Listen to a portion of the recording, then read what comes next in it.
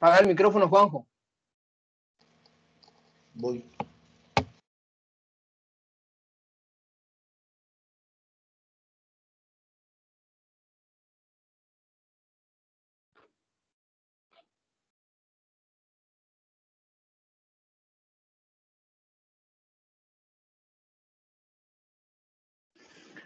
Muy bien.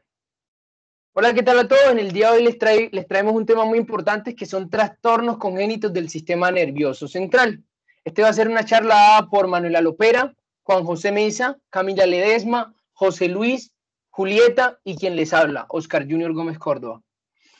Muy bien, entonces para nosotros empezar a hablar de trastornos del sistema nervioso central es importante nosotros conocer un poquito la embriología del sistema nervioso central para que así podamos como entenderlo un poquito.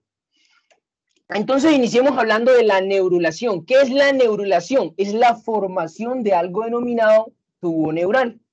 Entonces, comencemos por esta parte. Inicialmente nosotros, si ustedes recuerdan, cuando ya existe la fecundación y todo, se crea algo que es el blastocisto. Ese blastocito, vamos a ver que él se va a dividir en dos capitas. Una capita que se llama el trofoblasto y otra capita que se llama el embrioblasto. El trofoblasto va a dar dos capitas más, una que se llama sincitio trofoblasto y otra que se llama citotrofoblasto.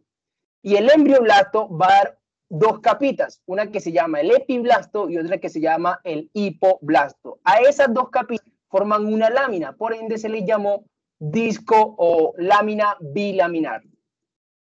Disco bilaminar, perdón, sí. En esta imagen lo que nosotros estamos viendo aquí es un disco trilaminar, porque en este caso se creó otra laminita. Esa laminita que se creó proviene del epiblasto y esa laminita va a estar en medio del hipoblasto y el epiblasto. Esa es lo que le llamamos mesodermo, que lo vamos a ver a continuación. En este caso lo que hicieron con esta imagen fue como hacer un corte. Aquí nos muestran el corte y lo pegaron acá. Y esto es lo que vieron. Vieron una laminita, otra laminita y otra laminita. Eso nos conlleva a decir que es una lámina, que es una capa trilaminar, ¿sí? Ahora, lo que era epiblasto va a pasar a llamarse ectodermo. Y del epiblasto, recuerden que nació otra capita que se va a llamar el mesodermo. Y lo que es hipoblasto ya es lo que le vamos a llamar endodermo. Ahora, importante aquí, es del ectodermo donde se va a crear el tubo neural. Entonces miren que en el ectodermo vamos a tener, estas son las células del ectodermo, donde en ese ectodermo van a haber unas celulitas que van a conformar algo denominado placa neural. Y unas celulitas que la representan aquí en negrito, que es lo que le van a denominar células de la cresta neural. Ya vamos a ver más acerca de esto. Entonces miren que en esa placa neural se empieza a crear como un surco, ¿verdad? Como una depresión ahí. Miremos más adelante. Así acontece que ese surco continúa haciéndose más grande. Y si nosotros miramos en esta representación de esta imagen acá arriba, miren que las células de la cresta, que son estas en negrita, comienzan como a unirse. Miren que estaban más lejos y ahora empiezan como a unirse, ya que el surco se va haciendo más profundo. Es lo que nos hacen esta representación aquí. Más adelante vamos a ver que esas crestas se unen y forman algo que se llama el tubo neural. Miren que este es el tubito neural. Se unieron esas células de la placa neural y formaron una estructura en tubo que se llama el tubo neural. Y miren que aquí ya nos muestran eso sellado. Ahora, ese tubo neural que tiene dos salidas, esta y esta, esas salidas van a tener unos nombres. Una salida que es la parte caudal, que se va a llamar el neuroporo posterior, y una salida que es la parte craneal, que se va a llamar el neuroporo anterior. ¿Vale? Entonces es muy importante tener esto en cuenta porque de aquí se van a desprender muchos trastornos congénitos del sistema nervioso central. Entonces quiero que repasemos un poquito. Entonces aquí, este puntico que está aquí se llama la notocorda. Tenemos aquí el tubo neural, tenemos las células de la cresta neural, que eran las que venían ahí para crear el tubo neural. Muy bien, continuemos. Entonces, en el desarrollo de las vesículas pasa y acontece que ese tubo neural va a crear unas vesículas. Esto pues es un breve repaso porque el profesor ya nos había hablado acerca de esto. ¿Y cuáles son esas tres vesículas? el prosencéfalo, el mesencéfalo y el romboencéfalo. ¿Sí? Muy bien, a eso también se le llama, el prosencéfalo se le llama el cerebro anterior, al mesencéfalo se le llama el cerebro medio y al romboencéfalo se le llama el cerebro posterior. Ahora, ¿qué sale del prosencéfalo? Es el telencéfalo y el diencéfalo. El mesencéfalo continúa como mesencéfalo, el romboencéfalo tiene al metencéfalo y al mielencéfalo. ¿Todo eso dónde surgió? Del tubo neural. Miren que esto aquí ya es un tubo. Entonces aquí tenemos al romboencéfalo que va desde aquí hasta aquí, tenemos al mesencéfalo que va desde aquí hasta aquí y tenemos al prosencéfalo. Aquí tenemos la vesícula óptica. Muy bien. Esto pasa durante la cuarta semana, para que lo tengamos muy en cuenta. Esto pues es el breve repaso de lo que le había dicho, que se deriva del telencéfalo se derivan los hemisferios cerebrales, del diencéfalo el epitálamo y el subtálamo y el tálamo y así sucesivamente. Es como un repaso de lo que habíamos visto al principio de las clases de neurología. Hablemos un poquito de la histiogénesis del tubo neural. Entonces, vamos a ver aquí que ese tubo neural que yo les había mostrado antes, esas células que componen el tubo neural van a dividirse en zonas. Entonces, vamos a tener una zona ventricular, una zona intermedia y una zona marginal. Entonces, la histiogénesis del tubo neural nos habla de unos neuroblastos, que es donde se van a derivar las neuronas, y unos glioblastos, que es donde se van a derivar pues, las demás células acompañantes, que ya ahora vamos a ver cuáles son. Entonces, de los neuroblastos se derivan las neuronas, del glioblasto tenemos a los astrocitos, a los oligodendritos, tenemos a las células de la microglía y tenemos a las células ependimarias. Entonces, así acontece que en la zona ventricular se van a crear neuroblastos. Esos neuroblastos van a migrar ¿hacia dónde? Hacia la zona intermedia. O sea que las neuronas realmente se van a quedar en la zona intermedia y los axones de la neurona van a salir de esa zona intermedia hacia la zona marginal. Los glioblastos están tanto en la zona ventricular como en la zona intermedia.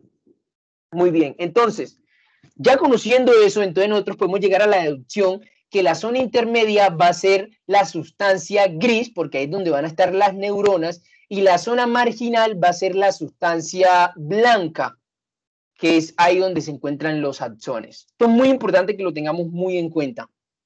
Muy bien. El desarrollo medular. ¿Cómo se da el desarrollo medular? Como les había dicho, la médula surge del tubo neural, específicamente de la zona intermedia.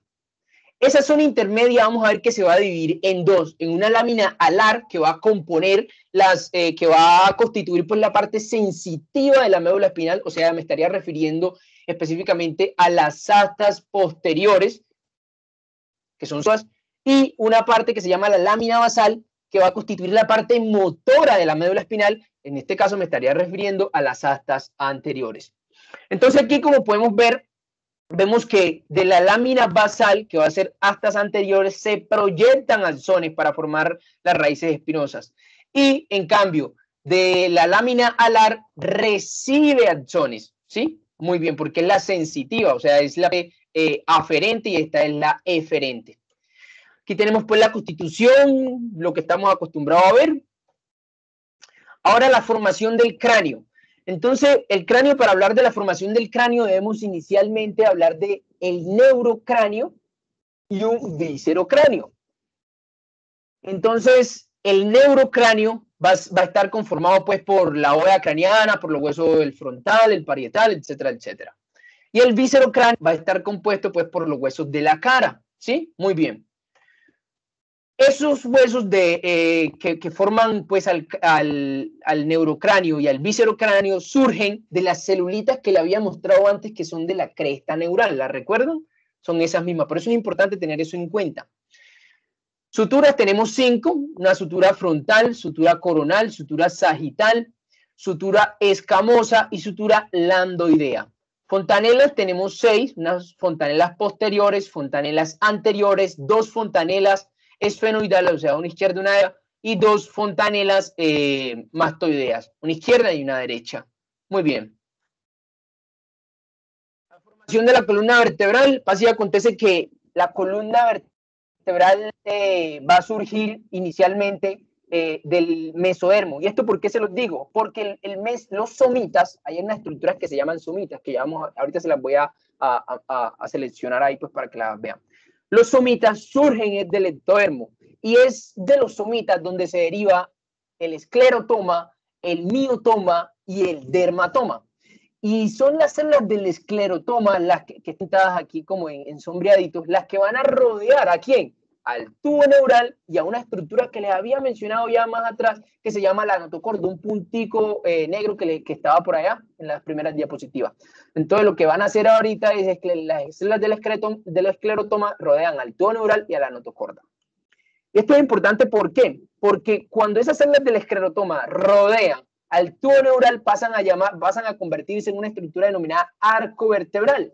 Y cuando rodean a la notocorda pasan a convertirse en centro, una estructura denominada centro. Miren que la notocorda sigue en su punto y esto que se ven aquí sombreadito son las células del esclerotoma rodeándolas. Ahora, el cuerpo de las vértebras va a surgir ¿de dónde? De ese rodeo o de ese acoplamiento entre las células del esclerotoma y la notocorda. Eso es lo que va a dar origen al cuerpo vertebral. Las demás partes del cuerpo vertebral, como los procesos espinales, los procesos transversos, la lámina, el pedículo, va a surgir ¿de dónde? De los arcos vertebrales. Y miren que esta estructura que está aquí es esta misma estructura que está acá. Y esta misma estructura que está acá es esta misma estructura que está aquí. Por ende, es el tubo neural. ¿Sí? Muy bien. Que es la misma médula. Muy bien. Específicamente, pues, de la zona que le había dicho ahorita. Zona intermedia. Bueno, dentro de los trastornos de la neurulación, debemos de comenzar definiendo qué es la neurulación. Como les había mencionado ya anteriormente, es la formación del tubo neural, ¿verdad? Entonces, ¿qué son los trastornos de la neurulación? Es un defecto en la formación del tubo neural. Entonces, si recuerdan esta imagen en las primeras diapositivas, yo les había mencionado que este es el tubo neural, sé que tiene dos aperturas, una craneal y una caudal. La apertura caudal le llaman neuroporo posterior y a la apertura craneal le llaman neuroporo anterior. Cuando existe un fallo en alguna de esas dos aperturas, o en el neuroporo posterior o en el neuroporo anterior, a eso se le denomina disrafismo. Ahora, esta va a ser la cabecita pues del niño, ¿verdad? Para ubicarlos pues un poquito. Entonces, cuando ese disrafismo es del neuroporo anterior, pasa a llamarse disrafismo craneal. Y cuando ese disrafismo es del neuroporo posterior, pasa a llamarse disrafismo espinal. Yo les voy a hablar de los siguientes disrafismos, de la anencefalia, de la atelfalia y del encefalocele. Entonces, miren, recuerden que yo ahorita les había dicho los somitas, de donde surgían los esclerotomas, ahorita de diapositivas anteriores, estos son los somitas. Esos somitas son importantes porque también ayudan como a deducir la edad que tiene, el feto. Muy bien. Específicamente, lo que les voy a hablar de trastornos de la neurulación, les voy a hablar de trastornos de la neurulación craneal, de esta parte, o sea, del cierre anormal del neuroporo anterior. Muy bien. Entonces, hablemos un poquito acerca de generalidades. Todos los disrafismos son las malformaciones del sistema nervioso central. Son las manifestaciones del sistema nervioso central más frecuentes y su incidencia es de 0.8 a 1. Muy bien. Aquí se me pegó un momentito. Sí. Bueno, el riesgo de recurrencia es de 1.5 a 5% para personas que tuvieron ya hijos pues, con problemas, con disrafismos. Las principales medidas de prevención está la ingesta de ácido fólico de 400 microgramos día antes de la concepción durante las primeras 12 semanas del embarazo. Pero un momento que está un poquito lento. Entonces, es la segunda más frecuente del sistema nervioso central. Los disrafismos son el segundo trastorno del nervioso central más frecuente después de las cardiopatías. Muy bien. Factores de riesgo, tenemos el déficit de folatos, madres adolescentes, bajo nivel socioeconómico, exposición a radiación, consumo de sustancias teratogénicas, como ácido valproico, entre otras. Muy bien. Ahorita hablemos acerca de la anencefalia. La anencefalia, pues, es el trastorno más común del cierre del tubo neural, que ocurre en aproximadamente uno de cada 1000 nacidos antes de la era esto pasaba pues antes de la era de la fortificación o la suplementación de ácido fólico. Muy bien, las malformaciones es más común en las niñas que en los niños, es más común en los bebés blancos que en los negros. La prevalencia de anencefalia al nacer ha disminuido en un 20%, pues desde la implementación del ácido fólico. Muy bien, entonces la anencefalia ahí, como pueden ver, es como un defecto en ese cierre craneal, donde nosotros vamos a tener que la bóveda craneana no se formó bien, y vamos a ver ausencia de la creación del cerebro. Vamos a ver una anomalía en la creación del cerebro. Muy bien. Entonces, lo que les había dicho, que la prevalencia había bajado un 20% desde que se inició pues la suplementación de ácido fólico, que esto sucedió en 1998. Pero la anencefalia, como les había dicho, se caracteriza por un defecto abierto. Es un defecto severo y no es compatible con la supervivencia. Digo que no es compatible con la supervivencia porque hay niños que sí alcanzan como a vivir algunos días. Entonces, diferente, no es compatible con la vida, no es compatible con la supervivencia. Entonces, por eso ahí puse como con la supervivencia. Entonces, es importante que tengamos en cuenta que el cierre del neuropolo rostrado-craneal es en el día 25. O sea que este trastorno pasaría entre los días 25 y 27. Hay otros textos que dicen que es entre el día 24 y 26, pero bueno, por eso no vamos a formar pues un debate. Como estadística, el Centro Nacional de Estadística de Salud en Estados Unidos reportó que durante los años 1999 a 2004 se identificaron 2.116 casos de anencefalia en los Estados Unidos. Ahí vemos pues la misma representación que les había mostrado antes. Entonces, la anencefalia, el diagnóstico se realiza pues prenatal mediante ecografía, o cuando el niño nace, pues ya sería un diagnóstico pues como digamos visual, así ya físicamente. Se realiza con ecografía en la semana 12 y también se pueden tomar niveles de alfa-fetoproteína, que también nos sirve como para guiarnos hacia un trastorno congénito del sistema nervioso central, en este caso. Entre las características que tienen estos niños de la anencefalia cuando nacen y nacen vivos son que pueden respirar espontáneamente, tienen el reflejo de Moron y tienen respuesta de succión. Tratamiento, no existe tratamiento ante este trastorno, no existe un tratamiento quirúrgico. En esta imagen lo que vemos es una imagen coronal, un corte coronal, donde vemos pues la prominencia de los globos oculares y vemos que en la parte superior no se creó de forma correcta la bóveda craneana. Vemos aquí como tejido del sistema nervioso aquí, digamos, anómalo. En este caso aquí vemos a el niño, en este caso, pero en este caso estamos viendo aquí la malformación de la cabeza, vemos un tejido dismórfico en este lado del sistema nervioso central que no está bien creado, pues. Listo. El encefalocele. Entonces, un encefalocele es la protuberancia, o digamos que es la herniación tanto de cerebro como de meninge a través de un defecto en el cráneo. Vamos a ver que esto puede ser occipital, como tal, etcétera, etcétera. Entonces, a ese defecto del cráneo se le denominó cráneo bífido. Entonces, encefaloceles existen dos grupos, pues inicialmente. El primario, que dentro del primario tenemos al sincipital, que es el frontoetmoidal. Tenemos dentro de ese mismo primario a los basales, que tenemos transesfenoidal, esfenoidal, transetmoidal y esfenorbital.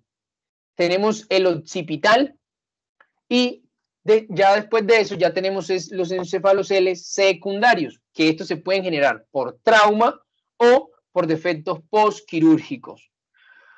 Los encefaloceles son el tipo son el tipo, pues, se sentan de forma occipital, perdón, me enredé ahí. Los encefaloceles occipitales son el tipo más frecuente. Esto se encontró en América del Norte y en Europa Occidental.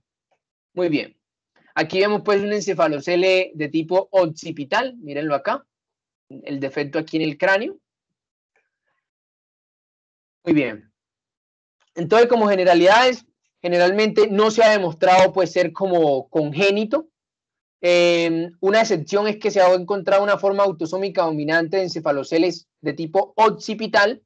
Dentro de las características clínicas son muy importantes porque los encefaloceles, por ejemplo, los dermoidales, pueden ser no visibles a la inspección física, pero se pueden presentar como telecanto, distopía orbitaria. Los encefaloceles basales pueden o no ser también evidentes en la inspección. Los pacientes afectados pueden presentar una masa nasal o epifaringia también, y esto causa como un efecto de masa y causa dificultad para respirar, infecciones recurrentes del tracto respiratorio superior y secreciones nasales. El diagnóstico de los encefaloceles pues se puede hacer mediante la evidencia al nacer, cuando usted ya lo ve ahí, o también se puede hacer prenatal con cribado, tomando niveles de alfa-fetoproteína, como les había dicho anteriormente, o mediante la ultrasonografía. La ecografía prenatal detecta aproximadamente el 80% de los encefaloceles. Esto es muy debatible porque algunos documentos dicen que esta imagen no es tan factible para esto, pero Actué lo referencia pues como que es la mejor opción. La resonancia magnética fetal tiene una mayor sensibilidad, esto era lo que les había mencionado ahorita, pero sin embargo, pues lo que más encontré que se utilizaba era como la ecografía como tal. Muy bien, dentro del tratamiento tenemos que los encefaloceles todos pueden ser quirúrgicos, tanto los encefaloceles incipiales como los basales y los occipitales. Muy bien. Un poquito acerca de la atelencefalia. Consiste en un defecto que existe en el hueso craneal, o sea, el hueso craneal se crea como tal, pero dentro de la bóveda craneana no existe, no hay un desarrollo de estructuras del diencéfalo, ¿sí? Muy bien. Datos a tener en cuenta: la alfa-proteína es una proteína pues que es producida por el feto, que se secreta el líquido amniótico. Esa es la razón por la cual se utiliza también como guías para hacer el diagnóstico de los trastornos congénitos del sistema nervioso central. Para usted medir la alfa-fetoproteína, debe hacer una amniocentesis que se hace de esta forma. Ahí les trae pues unas imágenes para que tengamos pues un poquito de conciencia acerca de eso. Muy bien.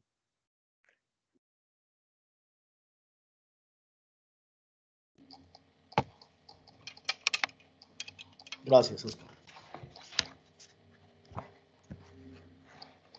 Entonces, buenas compañeros, mi nombre es Juan José Mesa y vamos a continuar con el tema de los dirrafimos. Entonces, como les acabo de mencionar mi compañero Oscar, cuando ocurre una malformación o no hay un cierre en el neuroporo anterior, es que se producen los dirrafimos craneales. Cuando no hay un cierre en el neuroporo posterior, es cuando ocurren los dirrafimos espinales o dirrafimos medulares. Estos dirrafimos espinales se pueden catalogar como dirrafimos espinales abiertos y cerrados, que ya lo vamos a ver a continuación. Siguiente, Oscar, por favor. Bueno, entonces los dirrafimos espinales básicamente son una...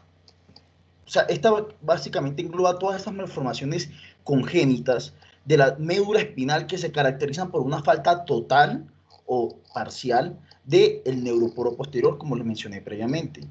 Acompañado a esto, ¿qué tipo de malformaciones se van a ver? Malformaciones de las estructuras óseas, malformaciones neurales y malformaciones de tipo mesenquimales de la línea media. Entonces, estos dirrafimos espinales se pueden clasificar como abiertos y cerrados. ¿Qué le va a dar esta característica de clasificación de abiertos y cerrados?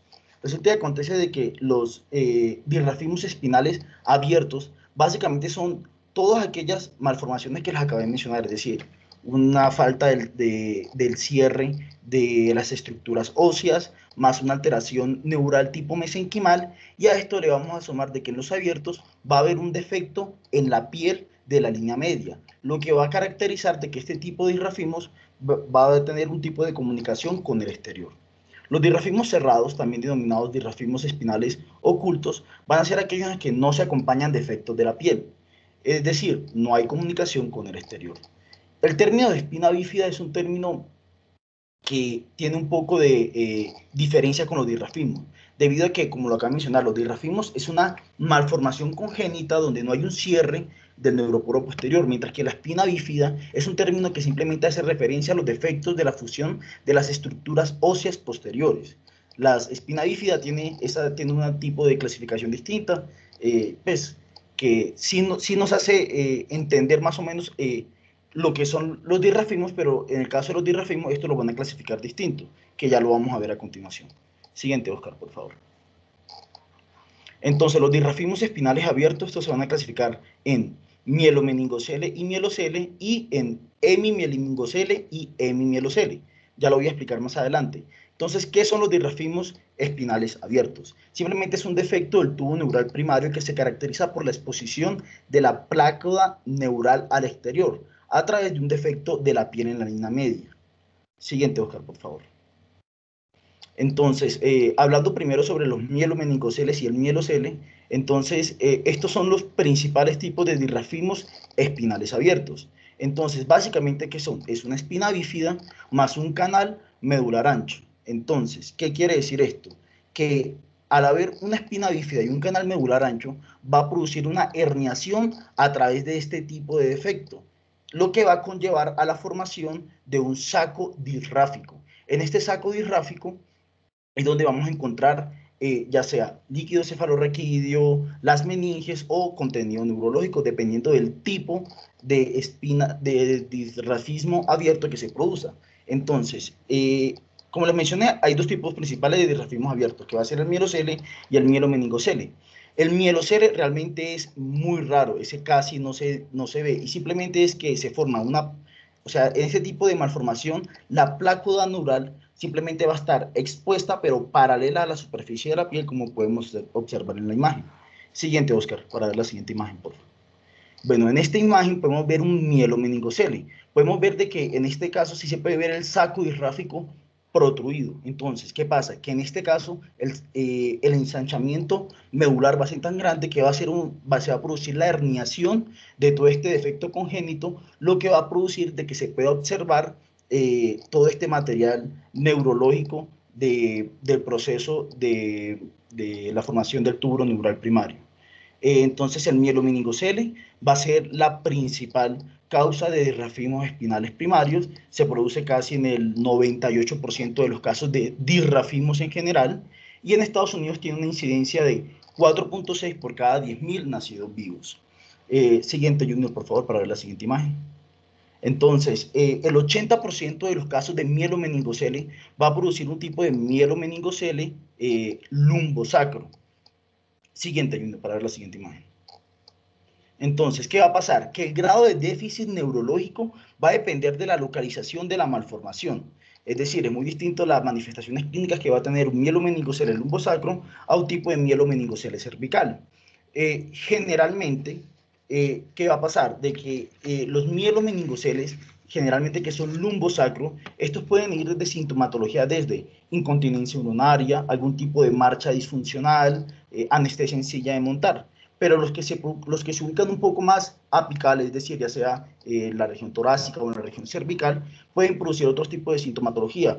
¿Por qué? Porque van a afectar todo lo que es la parte del bulbo raquillo, que va a producir una herniación, que ya más adelante lo voy a explicar en qué tipo de asociación a esta malformación se ve. Entonces puede producir síntomas desde apnea, estridor, episodios cianóticos, disfagia, etc.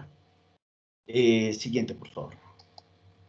¿Cuáles son las principales complicaciones del mielomeningocele y el mielocele? Pues obviamente, como va a haber una exposición hacia el exterior, la principal va a ser una infección por bacterias, lo que nos puede llevar a producir meningitis bacteriana. Esto se va a dar obviamente más que todo por oportunismo. El 80% de los pacientes que presentan este tipo de disrafismo abierto, como el mielomeningocele principalmente, van a presentar en un 80-90% de los casos hidrocefalia. Casi siempre se encuentra asociado a malformaciones de Chiari tipo 2, que este es un tipo simplemente de hipoplasia de la fosa posterior, en donde vamos a ver que adicionalmente a esta hidrocefalia se puede ver de que en un 70% de los casos los pacientes van a presentar este tipo de malformación. Entonces, no solamente van a presentar el mielomeningocele y la hidrocefalia, sino que también van a presentar la sintomatología de la malformación de Chiari tipo 2, que vamos a ver mucho más adelante de esta exposición, que pueden ir con síntomas desde qué tipo de síntomas, los que mencioné ahorita, apnea, estridor, episodios cianóticos, etc. Existen casos donde se puede tener concomitantemente síndrome de médula ancleada. ¿Qué es este síndrome de médula ancleada? Simplemente es que vamos a tener de que el cono medular va a estar simplemente va a estar más descendido, es decir, va a tener una localización más baja. Al tener una localización más baja, asociado a un filum terminal también más afinado y más corto por el mismo descenso de puede aparecer sintomatología como la incontinencia de esfínteres que le estaba mencionando previamente. Siguiente, Junior, por favor. Entonces, ¿cómo vamos a hacer el diagnóstico del mielomeningocele y mielocele? Esto básicamente va a ser los mismos tipos de diagnóstico de todos los disrafismos, como lo mencionó mi compañero Oscar. Se va a realizar mediante ecografía, en el caso de las pacientes obviamente en estado gestacional, mediante resonancia magnética y con los niveles elevados de alfa-fetoproteína. Si el diagnóstico se va a hacer tardíamente, ya sea en el tercer trimestre, los pacientes precisan un tratamiento de tipo quirúrgico. Este tipo de tratamiento de abordaje quirúrgico que tienen este tipo de pacientes se puede hacer mediante una derivación ventriculoamniótica y una cobertura del defecto con membrana amniótica, es decir, es una cirugía que se hace obviamente con el feto en gestación aún. Hay que tener en cuenta de que estamos en un país en donde lamentablemente hay mujeres gestantes que no tienen aún cobertura obviamente de todo su proceso gestacional. Entonces, obviamente hay reporte de casos en los que hay pacientes que llegan y en el momento del parto es quien se dan cuenta del tipo de malformación de disrafismo que tenga el paciente. Por eso el diagnóstico clínico, obviamente evidenciando la lesión abierta, puede ser un tipo de diagnóstico. La técnica que más se realiza para el tratamiento de los disrafismos espinales abiertos va a ser la técnica de la reparación de saco herniado y su contenido se diseca y se recoloca meticulosamente. Es la cirugía que básicamente realizan como más seguido y simplemente es que van a disecar las raíces nerviosas y van a recolocar meticulosamente todo este contenido neurológico, es decir, todas las meninges, todas las raíces y médula espinal que se encuentran en este disrafismo y van a cerrarla y finalmente obviamente tienen que cerrar la dura madre y la piel redundante. Esta es la principal cirugía que se realiza en los neonatos que presentan este tipo de malformación. Este tipo de cirugía tiene que realizar lo antes posible, prácticamente 48 horas posparto. Y finalmente se puede realizar una tercer ventriculostomía endoscópica, ya que constituye una hidrocefalia obstructiva, pero un alto porcentaje termina en shunts ventriculoperitoneales. Entonces, está como esa discusión. Siguiente, Oscar, por favor. Entonces, las prevenciones, ya mi compañero lo mencionó, el consumo de, obviamente, ácido fólico, debido a que todo este tipo de disrafismo, su principal factor de riesgo va a ser la disminución de ácido fólico en la dieta, el consumo de sustancias teratogénicas como el alcohol, el cigarrillo, etc. Y también pacientes que estén en tratamiento de pronto con anticonvulsivantes pueden generar este tipo de disrafismo. Y las mujeres que ya presentaron antecedentes de disrafia espinal, se les recomienda que aumenten un poco más la dosis de ácido fólico a 4 miligramos para prevenir obviamente la recurrencia. Siguiente, Oscar, por favor. El hemimielomenincele y el hemimielocele son entidades extremadamente raras. Básicamente lo que ocurre es que cuando un mielomeningocele o un mielocele, que ya expliqué previamente, se asocian a una diastematomielia, que ya lo voy a explicar más adelante, que básicamente es la separación del plano sagital de la médula espinal, es decir, nos va a dividir como en dos partes la médula espinal, en dos lateralidades, entonces va a producir de que puede haber puede existir un mielomeningocele de una hemimédula y mientras que de la otra no. Entonces son entidades realmente muy raras y que básicamente ni siquiera encontré imágenes. Eso casi no se presenta. Siguiente, Oscar, por favor. Entonces, básicamente ya vimos los dirrafismos espinales abiertos, que como lo mencioné, la única diferencia es de que va a estar expuesto al exterior porque también hay una alteración de la piel. Y ahora vamos a ver los dirrafismos espinales cerrados. Siguiente, Oscar. Los dirrafismos espinales cerrados o dirrafismos espinales ocultos, estos se van a clasificar en dos principalmente. Los que se asocian a una masa subcutánea y los que no se asocian a una masa subcutánea. Entonces, los que se asocian a una masa subcutánea vamos a encontrar los lipomas con defecto neural, el meningocele, el mielocistocele terminal y el mielocistocele. Siguiente, Oscar, por favor.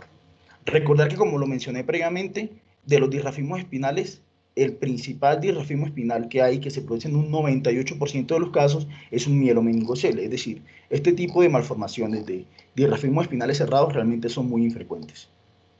Entonces, de los primeros que encontramos van a ser los lipomas con defecto neural. Entonces, estos lipomas con defecto neural básicamente son el resultado de anomalías en la neurulación primaria, que esto nos va a llevar a una migración del tejido mesenquimal en el tubo neural durante esta fase, como Oscar nos estaba mencionando al principio, durante este proceso de invaginación para que se forme esta placa neural o el tubo neural, entonces va a migrar tejido mesenquimal. Este tejido mesenquimal lo que va a originar es una masa subcutánea, que simplemente es tejido lipomatoso en la región lumbosacra. Y ahí es donde vamos a diferenciar dos tipos de lipomas en este tipo de dirrafismo cerrado, que va a ser el lipomielocele y el lipomielomengocele, que ya por la asociación de los nombres que hemos visto, más o menos podemos identificar qué es. Entonces, el primero, el lipomielocele. Entonces, en el lipomielocele lo que vamos a encontrar es una grasa hipertrófica que se extiende hacia el canal raquídeo a través de un gran defecto espinal posterior. No existe el ensanchamiento del espacio subaracnoideo. Por consiguiente, esta interfase de plácoda-lipoma, o sea, esta interfase de la plácoda no va a estar expuesta, es decir, se va a encontrar dentro del interior del canal medular. Se encuentra el cono medular, además de esto se puede encontrar el cono medular descendido y se va a presentar como una masa subcutánea lumbrosacra que puede ser móvil y que puede estar asociada a estigmas cutáneos con frecuencia. Este tema de estigmas cutáneos yo lo voy a mencionar más adelante porque es que es muy importante en este tipo de rafismos espinales ocultos. Porque, ¿qué es lo que pasa? Que generalmente se va a asociar a estigmas dérmicos, es decir, como nevus, lunares vellosos, senos dermales, masas subcutáneas que se encuentran alrededor de la línea media. Entonces, ¿qué pasa?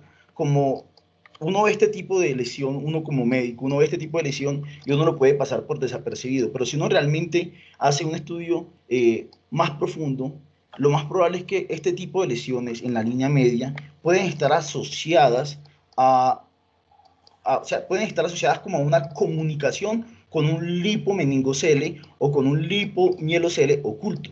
Entonces, por eso es que uno tiene que tener en cuenta este tipo de estigmas cutáneos. Es decir, si uno encuentra un nevus en la región de la línea media, en un recién nacido, lo más aconsejable o lo que recomiendan los textos es mandar un tipo de resonancia magnética para descartar que este paciente lo que tenga es un lipomielocele que me esté comunicando este defecto neural con una lesión epidérmica. Siguiente, Oscar, por favor. El lipomielomengocele, entonces, básicamente es un meningocele con la presencia de un lipoma. Entonces, ¿qué vamos a encontrar en este lipomielomengocele? Se va a encontrar, entonces, el lipoma con banda fibromuscular y la piel intacta. Recuerden que estos son dirrafismos espinales cerrados. Entonces se va a encontrar este tipo de lipoma, entonces va a ser una masa gruesa, subcutánea, contigua, que va a estar en la placa neural a través del dirrafismo posterior. ¿Qué quiere decir esto? De que en este caso, como si hay un ensanchamiento del espacio subaracnoideo, sí va a haber una herniación también de tejido neural. En el lipomielocele era solamente tejido lipomatoso que se va a encontrar ahí. En este caso, como si va a haber un ensanchamiento de esa médula, de ese espacio subaracnoideo, sí se va a producir una herniación. No solamente se va a encontrar lipoma, sino que también se va a encontrar un mielomeningocele asociado a esta lesión. En este caso, la interfase lipoma-plácoda sí se va a encontrar por fuera del canal espinal.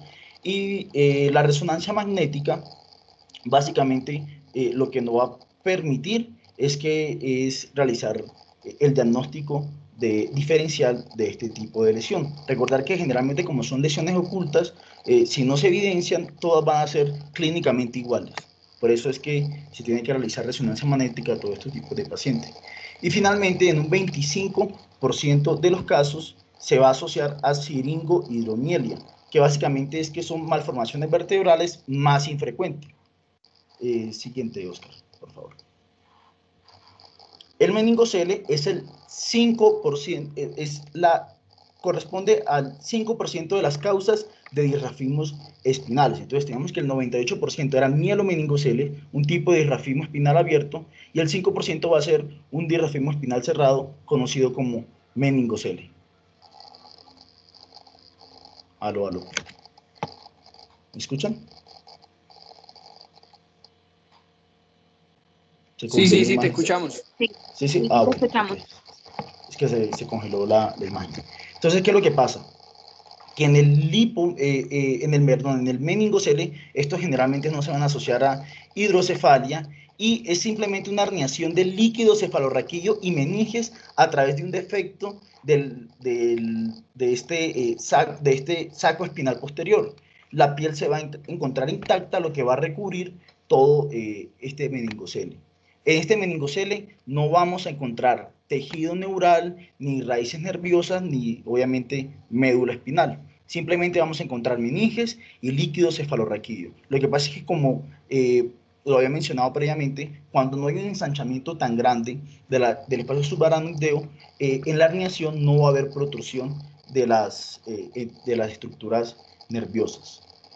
No se asocia a otro tipo de malformaciones y generalmente pueden ser lumbares o sacras, pero en menor medida también pueden aparecer en región cervical. Siguiente, Oscar, por favor. Entonces, como lo mencioné previamente, el meningocele simplemente es una herniación del líquido cefalorraquídeo y de las meninges a través de un defecto espinal posterior. No vamos a encontrar tejido neural asociado a este tipo de lesión. Y recuerden de que este tipo de lesión va a estar recubierto por piel. Siguiente, Oscar, por favor.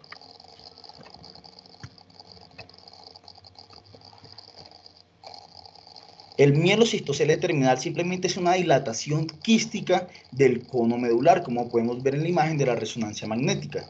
La médula y las meninges y el espacio subaracnoideo van a protruir en el plano subcutáneo dorsal. ¿Qué es lo que pasa? Que en esta porción terminal de la médula espinal se va a producir este tipo de protrusión. Por eso es que este tipo de malformaciones clínicamente se van a asociar también a malformaciones gastrointestinales, genitourinarias y agenesia del sacro. ¿Por qué se da esto? Por el tipo de localización de la lesión. En la resonancia magnética simplemente vamos a ver una dilatación quística de la porción distal del conducto ependimario junto con la médula anclada. Siguiente, Oscar, por favor. Ahora, esos fueron los disrafismos espinales asociados a masa subcutánea. Ahora vamos a hablar de los disrafismos espinales no asociados a masa subcutánea. Estos se van a ver principalmente alteraciones durante la neurulación primaria y secundaria. Se presentan sin estigmas cutáneos y con síntomas de médula anclada, es decir, con los síntomas principalmente de incontinencia de esfínteres, etc. Estos no están asociados tanto a los estigmas cutáneos, es decir, a esas lesiones cutáneas epidérmicas que se pueden ver. Y finalmente, la resonancia magnética, como ya lo he venido diciendo, es la técnica de lesión principal para el diagnóstico de estas anomalías tan complejas.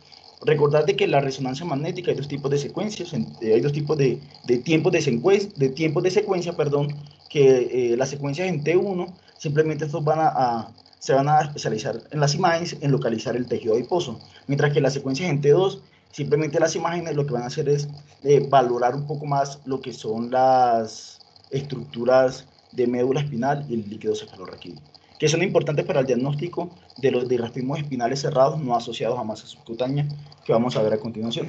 Siguiente, Oscar, por favor.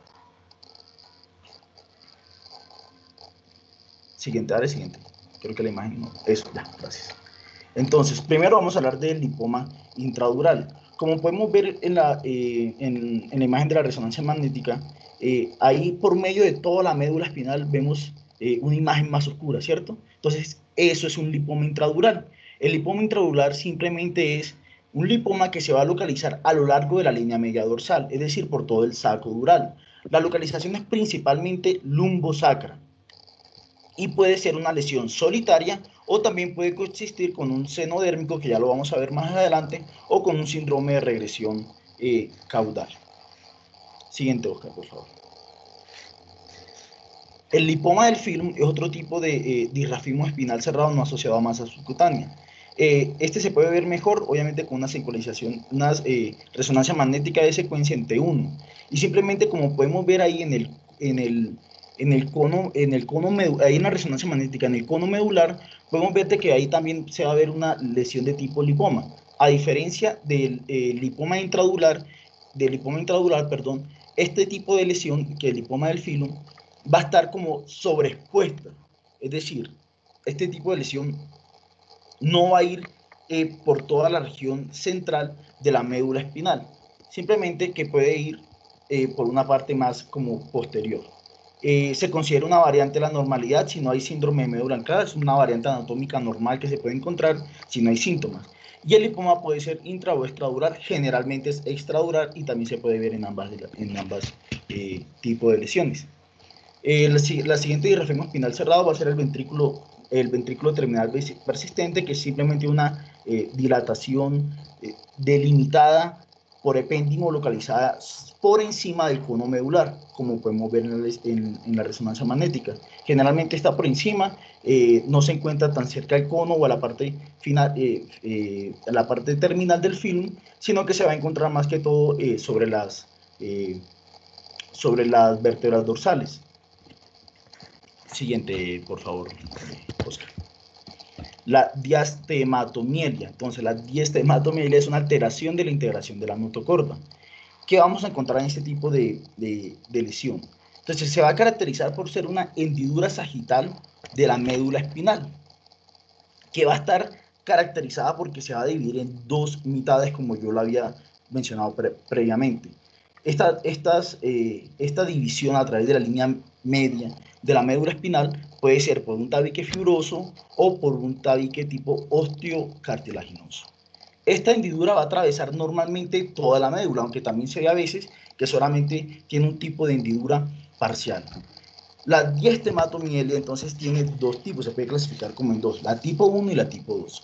La tipo 1 es la que va a dividir simplemente la médula en dos tipos de médula, es decir, una hemimédula izquierda y una hemimédula derecha. Y esta se forma por sacos durales separados. Y la tipo 2, esa es la tipo 1, y la tipo 2 es la que solamente comparten un solo tipo de saco dural. Esta es la forma menos grave y las anomalías que se van a asociar a este tipo de diastematomielia, es decir, a la tipo 2, va a ser como fusión de las vértebras y anomalías de la segmentación solamente. Se presentan también anomalías ortopédicas, principalmente en la diastematomielia, como es el pie zambo, y además de esto, vamos a ver de que el cono medular generalmente va a estar descendido. Y además de esto, también se han reportado a 20% los pacientes con diastematomielia puede estar asociados a una malformación de Chiari tipo 2.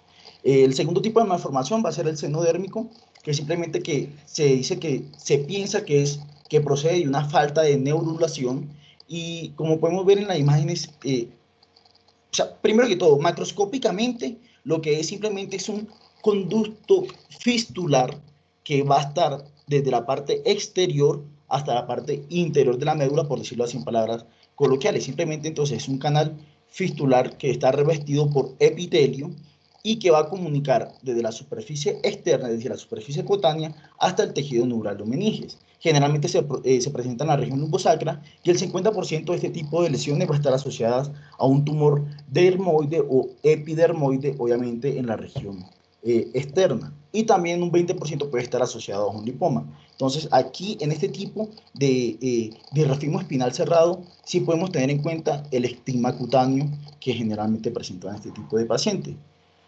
Y en la resonancia magnética de secuencialización en T1 simplemente se va a ver cómo atraviesa este tipo de fístula, cómo va a atravesar todo, va a ser desde la parte obviamente externa hasta la parte interna de la médula.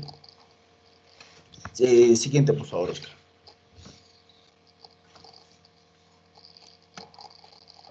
Listo, el síndrome, y finalmente el síndrome de regresión caudal o alteración en la formación de la notocorna, como podemos ver en la resonancia magnética, es donde hay una agenesia total de la región lumbosacra. Este tipo de anomalías también se ven acompañadas por una agenesia del cono medular. Estos van a incluir varios grados de agenesia raquídea, ya que puede ser total lumbosacra o también puede ser parcial. Puede también incluir otro tipo de anomalías, como pueden ser ano imperforado, malformación de genitales, displasia o aplasia renal, hipoplasia pulmonar y fusión de las extremidades inferiores, como la sirenomelia. También pueden ir desde ausencia de coxis, que se puede observar principalmente en otros tipos de hallazgo incidental aislado.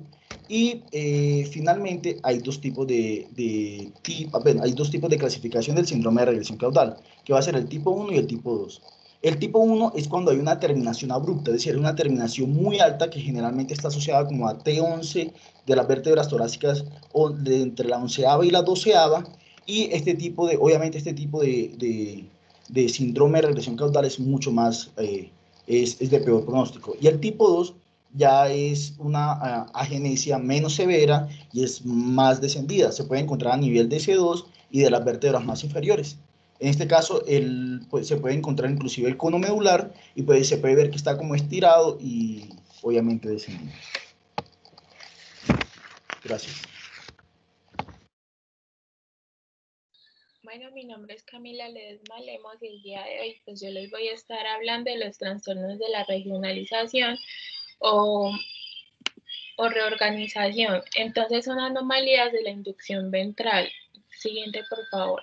Entonces tenemos que tener en cuenta que es el desarrollo anormal de la porción anterior del tubo neural que afecta la telencefalización. Cuando hablamos de la telencefalización, nos estamos refiriendo al proceso de división y expansión lateral de la vesícula cerebral primaria. Esto se asocia normalmente a unas causas genéticas y también unas causas ambientales. Entre las genéticas tenemos la trisomía de los cromosomas 13, 15 y 18, y del factor ambiental tenemos que la principal es la diabetes mellitus gestacional. Entonces, esto normalmente lo podemos identificar por resonancia magnética fetal y por ecografía prenatal. ¿Y qué es lo que vamos a buscar? Se va a buscar el hipotelorismo. El hipotelorismo es la disminución de la distancia entre las órbitas oculares y las anomalías de la estructura facial. Entre estos tenemos que hay diferentes demostraciones y entre las más graves tenemos la holoprosencefalia. La siguiente, por favor. Entonces, en la prosencefalia tenemos que la ausencia de la separación de los hemisferios, entonces como resultado tengo un ventrículo muy grande. Entonces, esto genera que tenga un menor número de neuronas y una desorganización de la corteza cerebral. Entonces, esto como tal me va a afectar lo que son los nervios ópticos, los tractos olfatorios, el hipotálamo y tálamo, que se me va a ver un hipopituitarismo, y esto lo debo de hacer seguimiento, lo que es también con endocrinología. Siguiente, por favor. Entonces ya tenemos unos defectos que son de la línea media y cráneo facial. Entonces tenemos que es aplasia olfatoria. Siguiente, por favor.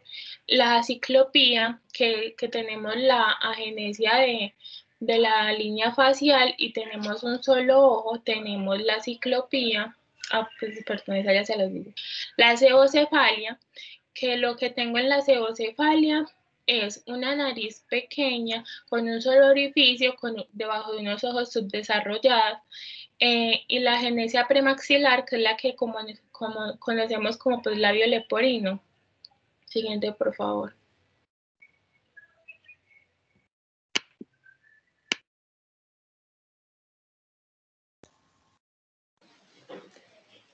Bueno, hola, mi nombre es Manuela Lopera González y vamos a continuar entonces hablando sobre los trastornos en el desarrollo cortical, las anomalías en la proliferación y diferenciación celular. Entonces tenemos que la proliferación neuronal o neurogénesis tiene lugar entre el segundo y cuarto mes de gestación. Las neuronas y la glía se generan en el margen de los ventrículos cerebrales. En las fases tempranas de este proceso de proliferación se generan en su mayor parte las células neuroprogenitoras. Luego de esto, algunas células van saliendo de su ciclo proliferativo para convertirse en neuronas postmitóticas. Luego de esto, no, devuélvela por favor. Bueno, mientras que algunas se van volviendo en neuronas postmitóticas, las otras siguen siendo células madre. Y ya cuando va avanzando pues el tiempo y el proceso, la proporción de células que van saliendo de su proceso de proliferación va aumentando hasta que a la final tenemos todas las neuronas que están dentro de la unidad proliferativa, se desarrollan y se vuelven neuronas postmitóticas en su totalidad. Ahora sí, siguiente. Bueno, entonces, cuando tenemos una proliferación neuronal anormal, esto da lugar entonces a condiciones caracterizadas por anomalías tanto cualitativas como cuantitativas de las neuronas y de la glía. Y esto se puede ver en disminución de la proliferación celular, una proliferación desordenada o una diferenciación o maduración anormal. Siguiente, por favor. Bueno, entonces, en los procesos de disminución de la proliferación tenemos entonces la microcefalia.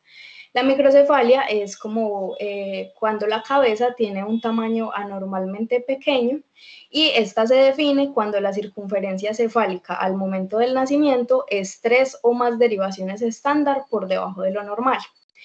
Esto generalmente se da porque el cerebro no creció o no se desarrolló de una manera normal. Aunque es importante detectar esta condición en el momento del nacimiento e investigar si de pronto esta puede estar asociada a una craneosíntesis temprana, y esto lo hacemos mediante una radiografía. Pásala, por favor. Bueno, la microcefalia es una condición heterogénea y puede ser causada tanto por procesos destructivos, estos procesos serían hipoxia, isquemia o algunas infecciones intrauterinas, o puede ser causada también por una disminución de la proliferación neuronal que esté determinada genéticamente. Pásala, por favor. Bueno. Entonces, entre las causas tenemos causas genéticas y causas no genéticas. Dentro de las genéticas tenemos entonces que esta condición se hereda de una manera autosómica recesiva y que se van a presentar mutaciones asociadas a la alteración de diferentes procesos, como la proliferación celular, específicamente la proliferación de las células neuroprotectoras. También vamos a tener alteraciones en la función del centrosoma, alteraciones en la reparación del ADN y alteraciones en la formación del uso mitótico, y aquí tenemos una mutación muy importante que sería la mutación del gen ASPM. Este gen es esencial para la actividad normal del uso mitótico en las células neuroprogenitoras. Entonces, ¿qué pasa? Que cuando este gen está alterado, no hay una función adecuada del uso mitótico en estas células neuroprogenitoras y por ende va a haber pues una alteración en la proliferación celular normal. Dentro de las causas no genéticas tenemos entonces la radiación ionizante en el primer trimestre del embarazo, tóxicos y fármacos, también tenemos eventos hipóxico-isquémicos perinatales, o infecciones intrauterinas, y aquí se han destacado mucho infecciones por citomegalovirus o por el virus del Zika como causantes pues de microcefalia. Pásala, por favor. Bueno, dentro de las manifestaciones de esta condición tenemos entonces que va a haber una liberación piramidal, puede haber espasticidad y va a haber dificultades graves de aprendizaje. Pásala, por favor. Bueno, hay una condición que sería la microlicencefalia. Esto se caracteriza por un patrón de circunvoluciones simplificadas y además de esto los surcos del cerebro van a estar poco profundos. Y esto se da en pacientes o en casos de microcefalia. Se asocia con anomalías cerebelosas y callosas, y las manifestaciones clínicas son retraso global del desarrollo, discapacidad intelectual y convulsiones. Bueno, ya en los procesos de proliferación desordenada tenemos entonces la macrocefalia. La macrocefalia es un exceso de proliferación celular. Esta puede ser de tipo tumoral o amartematoso y esto conlleva a un aumento del tamaño del cerebro. Bueno, las manifestaciones entonces de la macrocefalia sería retraso del aprendizaje, anomalías neurológicas y convulsiones. Bueno, y tenemos aquí también dentro de esta clasificación la hemimegalocefalia. Esto es un agrandamiento unilateral de un solo hemisferio cerebral y se debe a alteraciones tanto de la proliferación como de la migración celular. Entonces, el patrón de las circunvoluciones del hemisferio afectado, va a estar anormal. Y el hemisferio opuesto puede ser normal o tener una leve displasia o heterotipia. Bueno, entonces en los hallazgos histológicos de esta condición tenemos entonces que la laminación cortical va a estar desordenada, va a haber una heterotipia subcortical y además van a haber neuronas dismórficas que se conocen como neuronas glow, que van a ser de un tamaño pues más grande de lo normal. Y las manifestaciones clínicas, entonces habrá un retraso mental variable, puede haber hemiparesia del lado afectado y siempre todos los pacientes van a tener epilepsia y a menudo se requiere de una hemisferectomía para tratar esta epilepsia, ya que es de difícil manejo con medicamentos. Gracias.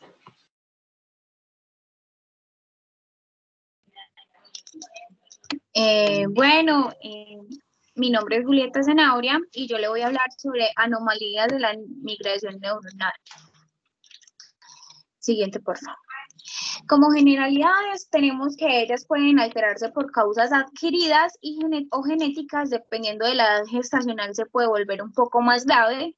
Y cuando en esta tenemos unas explicaciones, cuando las neuronas no alcanzan la zona periventricular, se producen unas heterotopías periventriculares.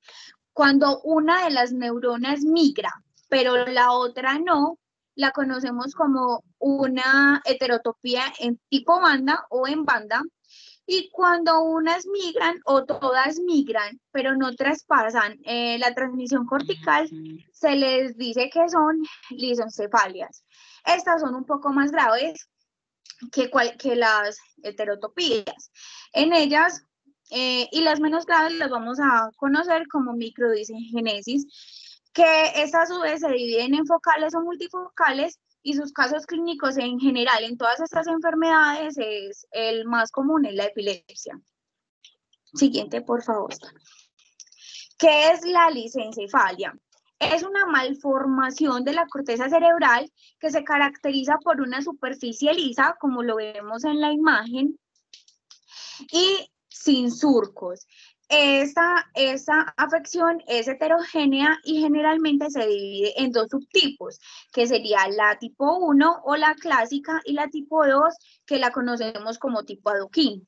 Esta se va a asociar mucho a las enfermedades de la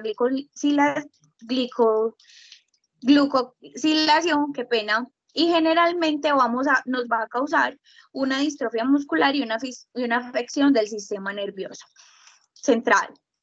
Porfa, Julieta, muestra un poquito la cara, porfa. ¿La retiro? No, que la muestres porque está muy pegada. Estoy muy muy pegada a la cámara. Eso. Ay, qué pena. Listo. Bueno, gordo ya. Listo, muchas gracias. Tenemos que la lisencefalia tipo 1 es un trastorno de la migración neuronal dada por una alteración de una de un gen que nos afecta la migración neuronal, y ese gen que se va a ver afectado normalmente es el LIS tipo 1. Cuando este gen se muta, se agranda el córtex cerebral y se puede, como el tipo 1 se puede asociar mucho a una heterotopía, ¿cierto? Las otras causas que nos pueden dar esta enfermedad son es el síndrome de Miller-Dierker, afección del gen LIX y la mutación del segundo cromosoma X. Gorda, ¿me lo pasas? Por fin. La lisencefalia tipo 2 también la llamamos como síndrome de Walker-Bulk, que es una displasia de tipo adoquín. Generalmente las meninges se van a ver engrosadas y en esta van a haber alteraciones de la corteza cerebral y del músculo. También se van a asociar en niños que van a tener unas malformaciones oculares o distrofias musculares congénitas. La malformación ocular más común que vamos a encontrar en estos niños es la macroftalmia y la displasia retinoide, ¿cierto? En esta enfermedad, en esta lisencefalia, vamos a asociar 5 tipos de malformaciones, que serían las lisencefalias, las ventriculomegalias, anomalías de sustancia blanca, hipoplasia del cerebelo y del tallo cerebral, y la polimicroglía cerebelosa. Qué pena.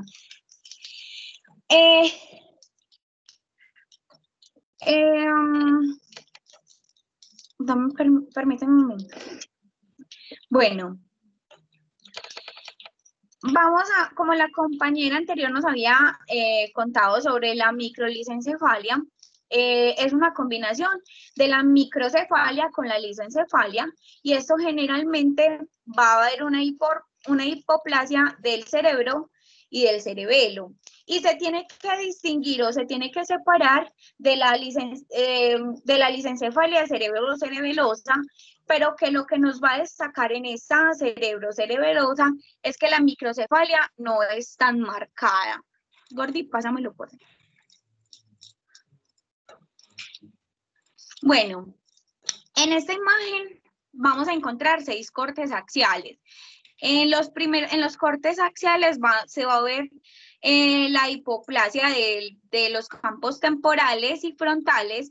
En unas son más notorios los temporales que los frontales, y hay otras que son más notorios los campos frontales que los temporales, y cuando son más notorios los campos frontales que los temporales se dice lisencefalia dominante lisa frontal. En el corte coronal vamos a ver también como agrandamiento hay una ventriculomegalia, también vamos a ver hipoplasia leve de los campos temporales. Aquí no alcanzamos a ver en la imagen G frontal, pero sí podemos ver que los surcos se van disminuyendo. Y en la imagen H sí vemos como los surcos o las circunvoluciones se van disminuyendo en tamaño, o sea, hay una hipoplasia de estas y ya.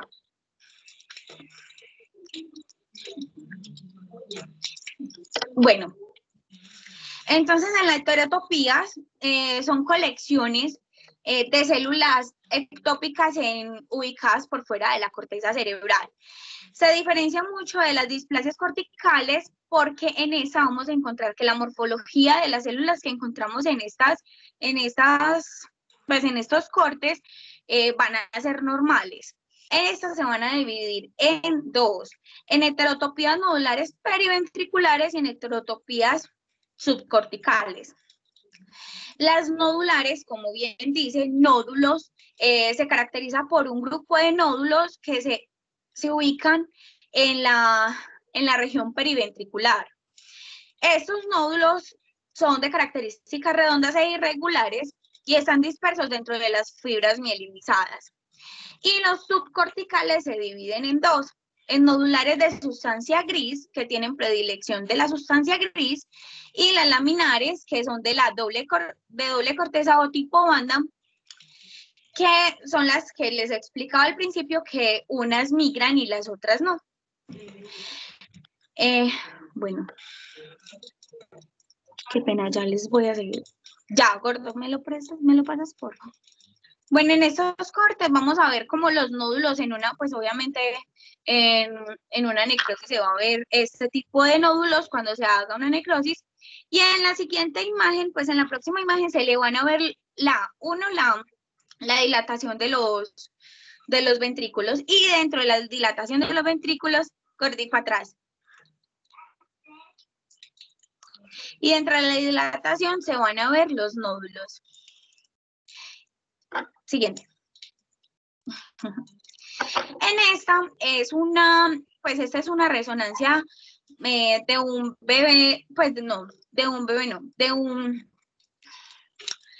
un feto de 27 semanas de gestación, y vamos a ver la ventrículo, pues hay un agrandamiento de los ventrículos, hay un agrandamiento de una ventrículomegalia, y al lado B vamos a ver los nódulos, que son los que normalmente vamos a ver pues en una heterotopía. Listo. Siguiente. Gordo, ya.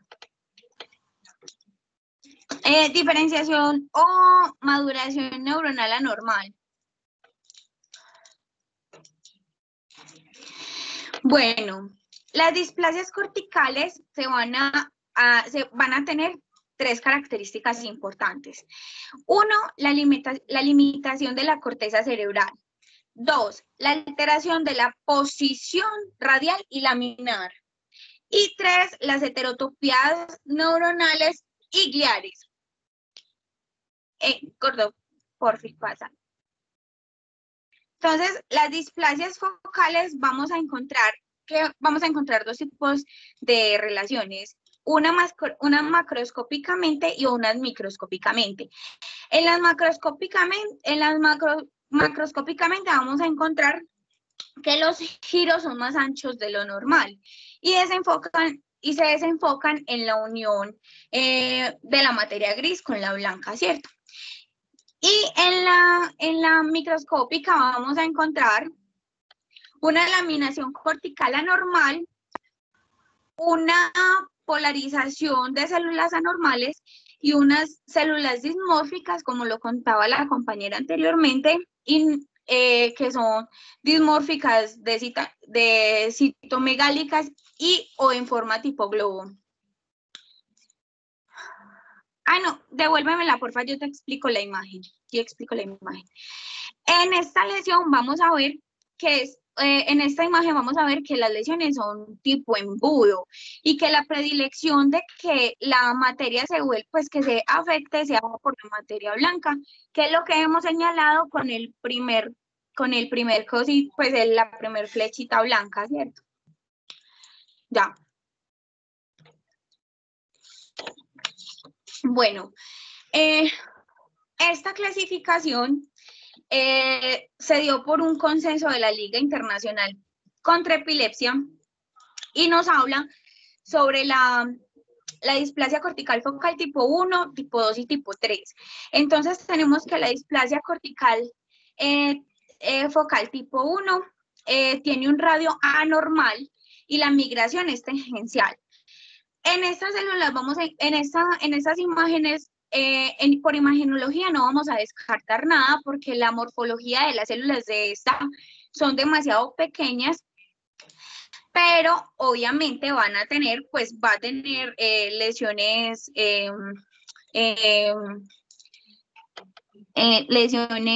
ay, qué pena. Bueno, vamos a tener las lesiones en neuronas dismórficas citomegálicas, ¿cierto? Pero son demasiado pequeñas para verlas por imagen. A diferencia de esta, en la displasia cortical focal tipo 2, sí vamos a encontrar células dismórficas más grandes y más, pues obviamente más notorias a una resonancia magnética. En esta vamos a separarlas en tipo 2A y 2B. En la tipo 2A vamos a encontrar solamente células dismórficas citomegálicas, mientras que en la tipo B se van a encontrar células tipo globo. Bueno, células en globo. En la tipo C, en la tipo 3 vamos a dividirlo en 4, ¿cierto? Vamos a encontrar en la 3A esclerosis hipocampal y es la que más, es con la que más con frecuencia la vamos a ver. La 3B es la tumoral o la de tumores, la tipo 3C es la malformación vascular y la tipo 3D son lesiones adquiridas en la vida temprana. ¿Me la pasas, por favor?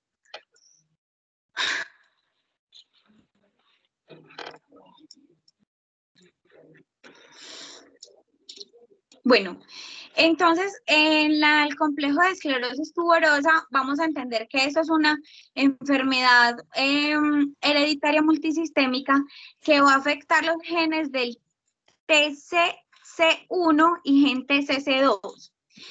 En esta se van a subdividir o se van a definir en 3 categorías o para darle un diagnóstico, pues, que son definitivas, probables o sospechosas. Microscópicamente va a aparecer una displasia focal. ¿Qué lo va a diferenciar? Bueno, ¿por qué se va a aparecer en esta? Porque hay laminación desordenada y neuronas en tipo globo. ¿Qué pasa con esto? Hay alteración del sistema cognitivo, pero ¿para quiénes son más graves? Para los niños que menores de 2 años hayan tenido convulsiones, que tengan tubérculos corticales y en pacientes que hayan tenido espasmos infantiles. En el autismo vamos a encontrar los tubérculos en la región temporal. ¿Me lo pasas, por favor? Bueno, en esta vamos a encontrar los armatomas corticales y los subcorticales, ¿cierto? Los subependimales que se presentan en el 98% de los pacientes, queriendo decir que en estos pacientes, pues en la mayoría de los pacientes vamos a encontrar este tipo de lesión. Y astrocistomas subependimales de células gigantes, ¿cierto? En la resonancia magnética vamos a encontrar tubérculos corticales con giros muy agrandados, como lo vamos a ver en la imagen C, en la flechita rojita donde se ven los giros agrandados y los nódulos subependimales que están más arribita de la, eso. Bueno, siguiente.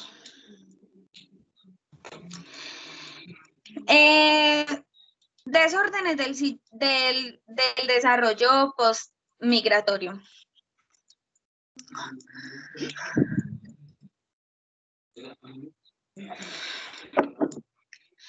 Bueno,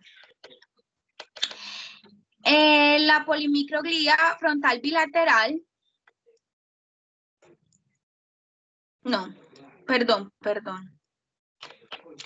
Qué pena, es que no veo muy bien. Bueno, ¿qué es la polimicroglía?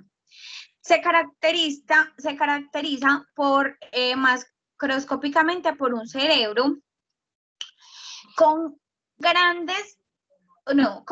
pequeñas, son pequeñas circunvoluciones, pero en grandes cantidades, separadas por amplios surcos, y hay un leve engrosamiento de la corteza cerebral. ¿Cuáles son sus 2 principales causas? Van a ser el virus del Epstein-Barr o el citomegalovirus. También puede haber otros 2 tipos de causas que son menos comunes, que es el genéticas o por hipoxias. La clínica es una epilepsia y un deterioro cognitivo. Ya. Next, por favor. Bueno. Esquincefalia. Esto se da por una anomalía o una isquemia de la arteria cerebral media. Entonces, ¿qué pasa? Cuando esa isquemia hace que esa parte del cerebro no se desarrolle y haya este tipo de hendiduras en el cerebro. Siguiente. Bueno, la polimicrogiria frontal bilateral se da, ¿cómo le explico? A ver, es un agrandamiento anterior del cerebro mayor que el posterior. Y en la resonancia magnética vamos a ver una materia blanca entre T2. Y hay una ventriculomegalia también, como lo vemos pues en esta resonancia. Y va a haber un puente hipoplásico y un vermicerebeloso. Siguiente, gordo. Bueno, la polimicroidea periselviana, lo que lo vamos a destacar en esta imagen es un aumento del surco de la cisura de Silvio. Entonces ahí se ven, pues, notoriamente que hay un aumento de la cisura. ¿Qué nos va a causar esto? Un deterioro cognitivo y una parálisis pseudovulvar. En niños va a causar deterioro del habla y de la deglución, una dificultad para la deglución. En esa se van a asociar a fibromatosis tipo 1 y a síndrome de Kabuski y afección del gen PIC2. PIC3, qué pena. Ya. Siguiente. Bueno, las anomalías de la estructura de la línea media cerebral asociadas o combinadas. Aquí tenemos lo que es la agenesia del cuerpo calloso y la displasia óptica. Bueno, entonces, hablando de la agenesia del cuerpo calloso, tenemos que tener en cuenta que una de las causas pues es la trisomía del cromosoma 3 y 18 y lo asociamos a más o menos 20 síndromes. Entre esos tenemos la holoprosencefalia, que fue el que les había hablado anteriormente. También tenemos la colpocefalia, que lo definimos que es como el alargamiento de los cuerpos occipitales. Tenemos también que lo podemos relacionar a lo que es el síndrome de alcohol fetal, la acidosis láctica y la hiperglicemia no cetósica. Tenemos que tener en cuenta que se puede clasificar en lo que es parcial y completa y asimismo se nos van a presentar los síntomas. Entonces, digamos, si solo tenemos una lesión, pues solo la agenesia y no la tenemos asociada a ningún otro síntoma, malformación, por así decirlo, no vamos a tener pues como mucha demostración clínica. Ya si lo tenemos con otras malformaciones, podemos presentar lo que es el retraso mental, la epilepsia, parálisis cerebral. También es muy importante hacer el diagnóstico por medio de ultrasonido prenatal a las 20 semanas. Y aquí lo que vamos pues es a ver qué otras anomalías o malformaciones tiene y a veces se debe sugerir lo que es la interrupción del embarazo. Siguiente, por favor. Siguiente. Entonces ahora tenemos la displasia óptica, que se caracteriza por la hipoplasia pues, del nervio óptico, que se combina con una disfunción de la pituitaria y una ausencia del septum pelúcido. Esto lo que me genera es que obviamente pues una disminución de la visión. Desde pequeños pueden presentar lo que son nistagmos y se clasifica en dos, un tipo 1 que es sin anomalías concomitantes y tipo 2 con anomalías de la migración neural. Siguiente, por favor. Y también pues presentan lo que es el hipopituitarismo y debo hacer pues seguimiento cuando el bebé nazca con endocrinología y con oftalmología. Siguiente, por favor.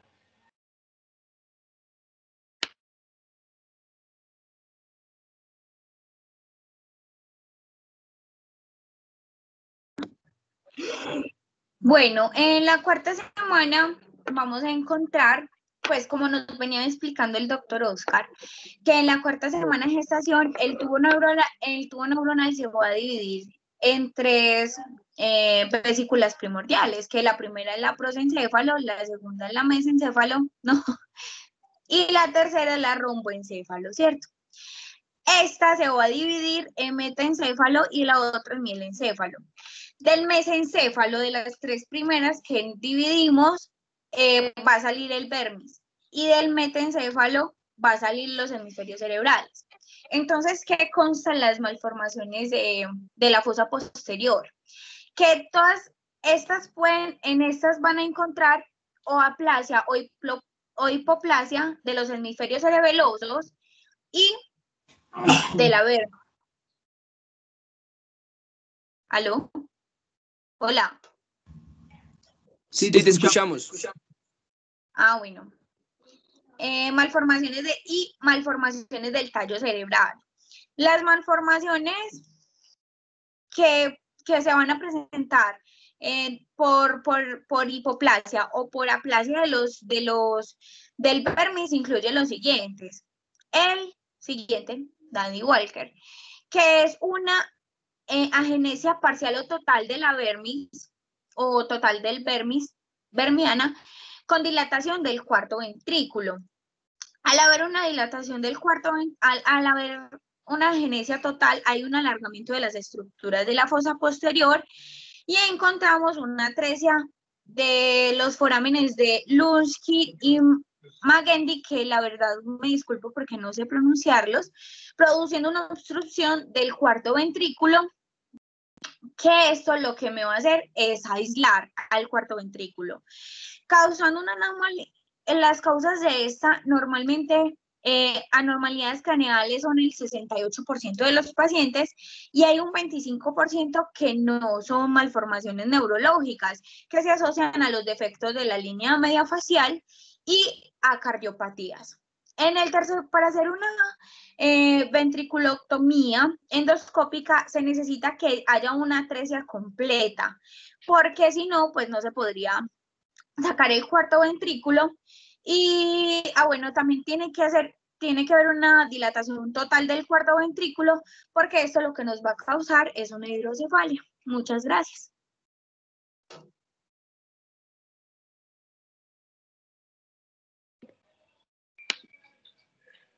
Bueno, entonces ahora les voy a hablar de la aplasia o hipoplasia cerebelosa.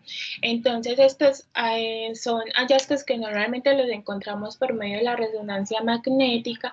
Entonces lo que vamos a buscar son anomalías del sistema nervioso central, como la agenesia del cuerpo calloso, la hidrocefalia o la lauprocefalia. Entonces también esto lo asociamos muchas veces a desorganización de la corteza cerebral, y dependiendo si se me relacionan entre varias malformaciones es cuando yo realmente tengo síntomas. Si no, es asintomática.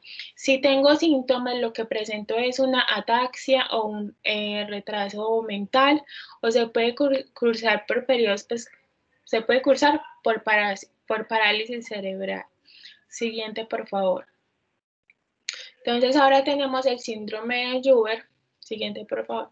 Que se caracteriza por la ausencia o hipoplasia de la porción posterior inferior del vermis. Entonces lo que esto me genera es una hipotonía neonatal o una hipernea que se me puede alternar con episodios de apnea. Presentan movimientos oculares anómalos, retraso mental, anomalías oculares, asimetría facial, dismorfia facial, quistes renales y polidactilia. También pueden, estos hallazgos los encuentro por medio de la resonancia magnética, y lo que voy a buscar es la hipoplasia de la vermis con unos pedúnculos cerebrales elevados y un adelgazamiento del mesencefálico. Siguiente, por favor.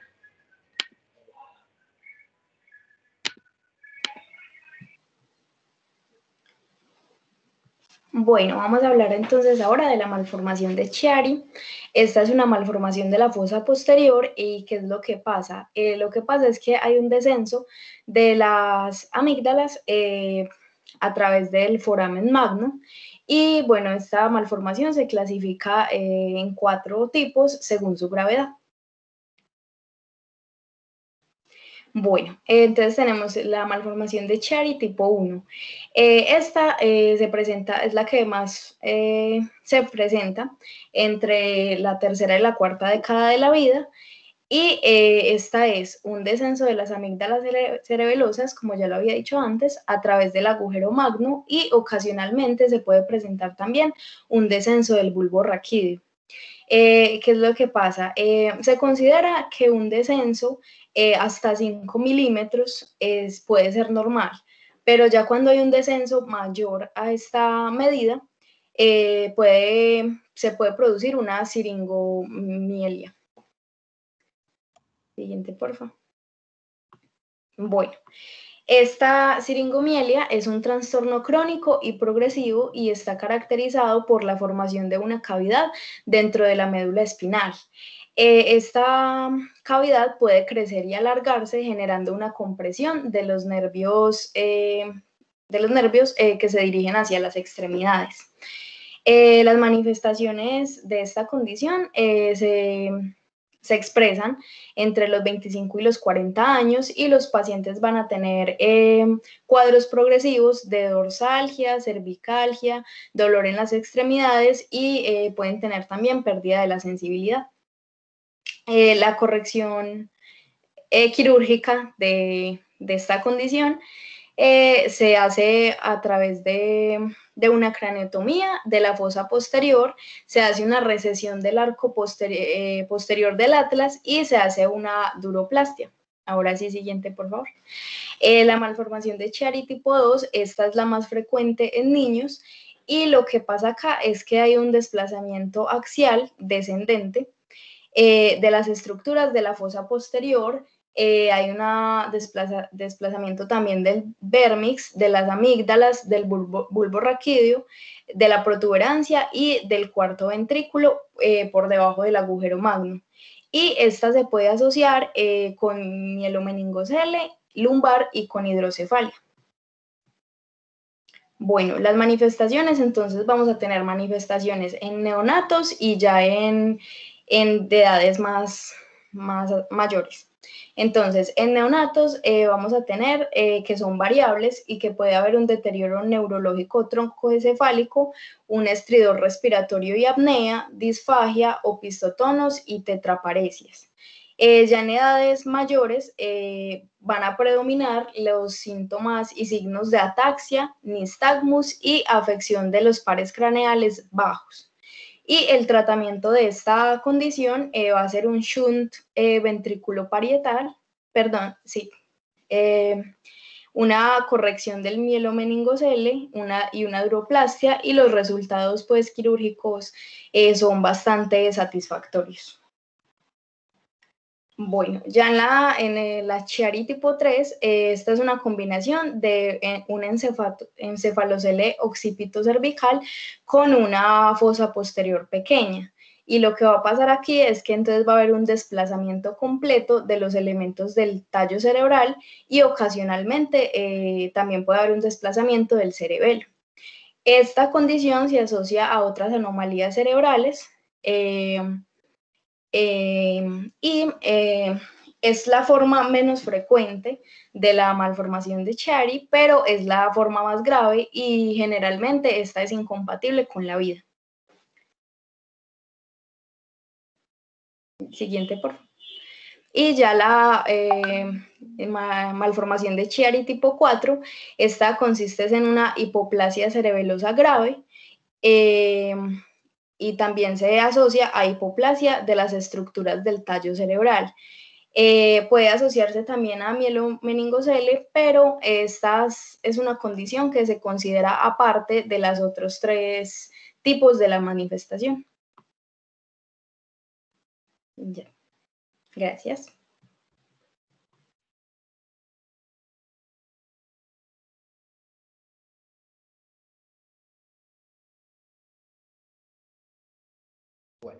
Mi nombre es José Luis Rodríguez y seguimos con craneosinostosis. ¿Sí? Entonces, la craneosinostosis pues, es una enfermedad congénita que se va a caracterizar por el cierre de una o más suturas del cráneo, generando una deformidad compensatoria y un aumento de la presión intracraneana. Esto pues nos va a producir una alteración en la formación del cerebro y en el desarrollo. Listo, en cuanto a esa anatomía, entonces tenemos que los huesos del cráneo van a estar unidos entre sí por medio de la sutura, ¿sí? Estas van a permanecer abiertas durante los 2 primeros años de vida.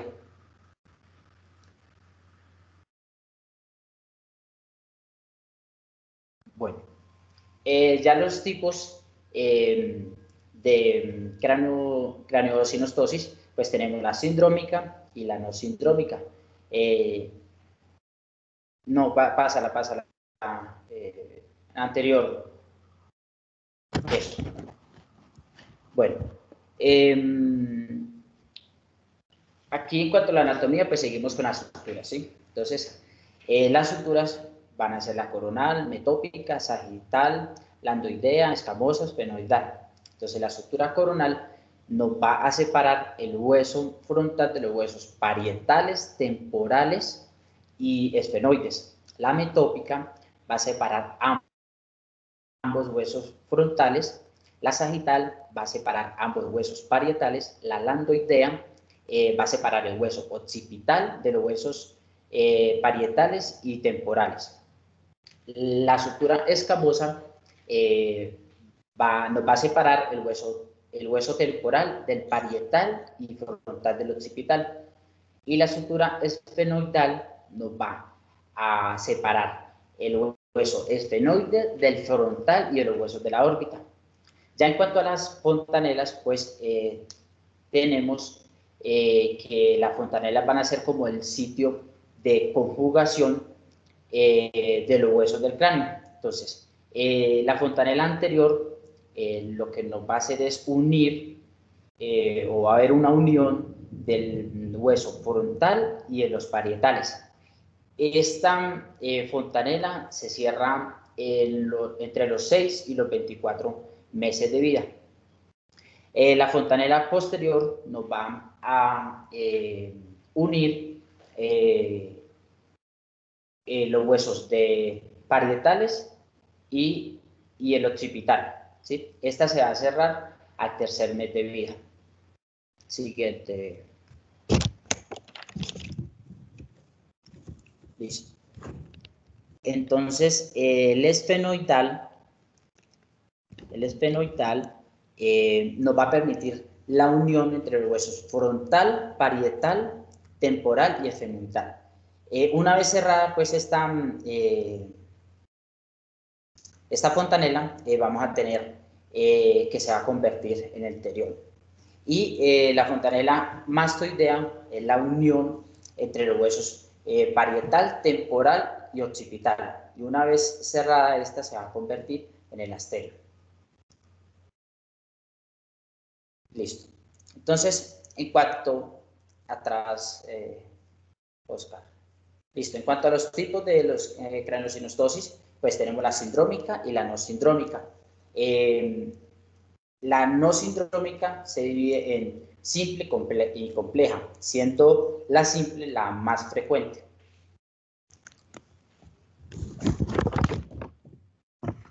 Oscar. Listo. Entonces, vamos a tener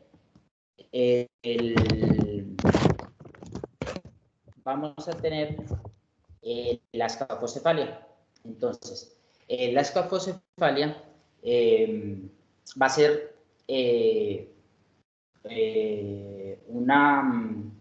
esta malformación va a estar dada por un cierre prematuro de la sutura sagital, ¿sí? Y lo que va a generar, pues, una forma como desproporcionada en largo y ancho del cráneo. y su crecimiento compensador va a ocurrir en las estructuras coronal y metópica y produciendo así pues un abombamiento frontal.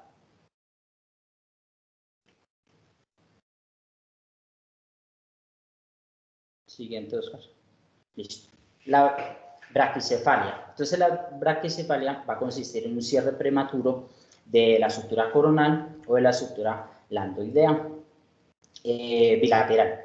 Entonces, esta malformación nos cuenta la literatura, nos muestra la literatura que lo asimilan como un cráneo en forma de balón de fútbol americano. Entonces, si el cierre prematuro es cierre prematuro es de la estructura coronal, este va a generar cambios en la forma de las órbitas y el hueso frontal. Y si el cierre es si el cierre prematuro es de la estructura landoidea, pues esta va a generar un aplanamiento del hueso occipital y deformidad de ambas mastoides, de ambas mastoides, y también del hueso frontal.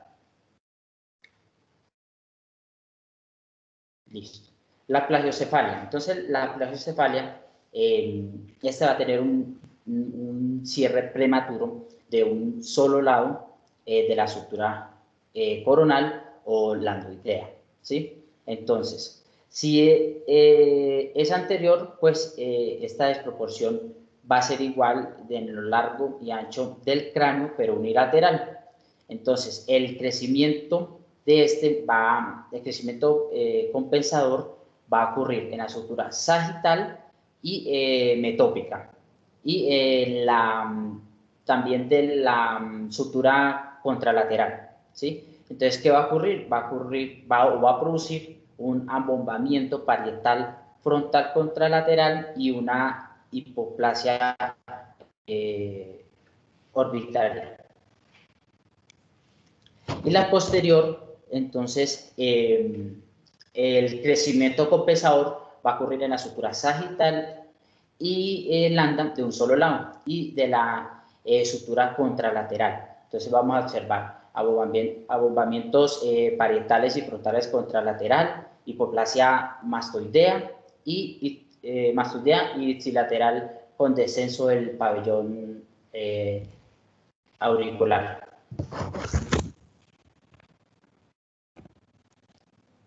Bueno, aquí la imagen pues nos muestra que es una clara evidencia de cómo podemos identificar de un cráneo normal, una plagiocefalia o una braquicefalia. En el cráneo de plagiocefalia podemos observar que solamente hay como una deformidad pues una unilateral, y en braquicefalia son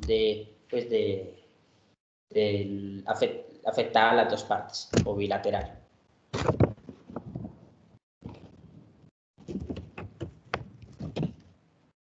Oscar. Listo. Entonces, la trigonocefalia entonces va a consistir en el cierre prematuro de la estructura metópica, ¿sí? Que va a formar, nos va a formar a tener como una deformidad de la parte frontal y una reducción de las distancias intercánticas de las órbitas. Y su crecimiento compensador va a estar dado por la estructura coronal y sagital. Aquí lo que nos va a ocasionar o a producir es una restricción del crecimiento de la frente, hipotelorismo, hipoplasia de arcos orbitarios y estrechamiento bitemporal.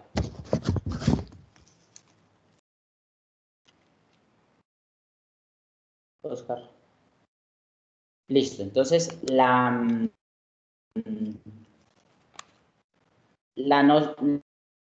no sindrómica, entonces en un cierre prematuro de dos o más estructuras del cráneo, Esta va a tener va a ser un tipo de malformación más pronunciado y que va a tener un aumento mayor de la presión intracraneal. Entonces, ya dependiendo de la sutura comprometida, pues se le puede dar el nombre de turricefalia u oxicefalia.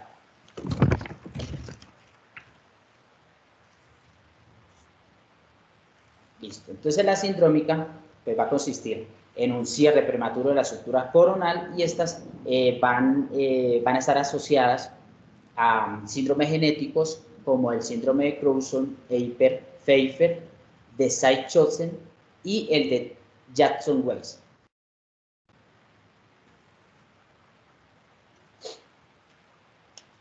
Listo. En cuanto al diagnóstico de la craneosinostosis, entonces tenemos que es muy importante el examen físico, ¿sí? Y tenemos dos técnicas o dos herramientas importantes, que es una, pues los rayos X de cráneo simple, antero-posterior y lateral, y también la tomografía simple con reconstrucción 3D. ¿Esta que nos permite? Nos permite buscar, buscar la sutura que está afectada. En cuanto al tratamiento, entonces tenemos que el tratamiento tiene un objetivo primordial, que es eliminar la sutura cerrada y remodelar la forma del cráneo. Entonces, el tratamiento siempre va a ser quirúrgico, pero algo importante es que ya es dependiendo también de la edad de los pacientes. Y aquí tenemos las dos técnicas para el tratamiento. Entonces, una de ellas es la corrección asistida por endoscopia. Entonces, esta técnica pues se va a realizar en pacientes entre los 3 y los 6 meses de edad y va a consistir pues en una suturectomía de la sutura cerrada, ¿sí? Esta no va a requerir remodelación del cráneo, ya que no representa pues una compensación importante. Y la corrección por craniectomías, esta se va a realizar para mayores de 7 meses y dependiendo de la sutura cerrada, ya se requerirá entonces suturectomía más cranioplástica.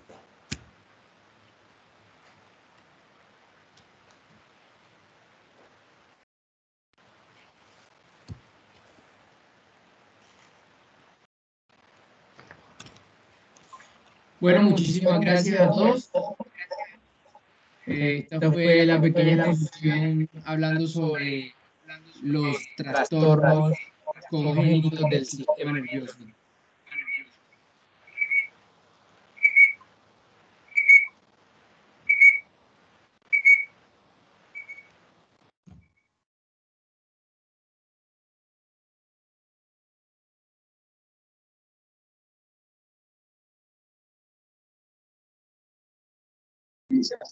Ya para hacer la grabación. Listo, ya.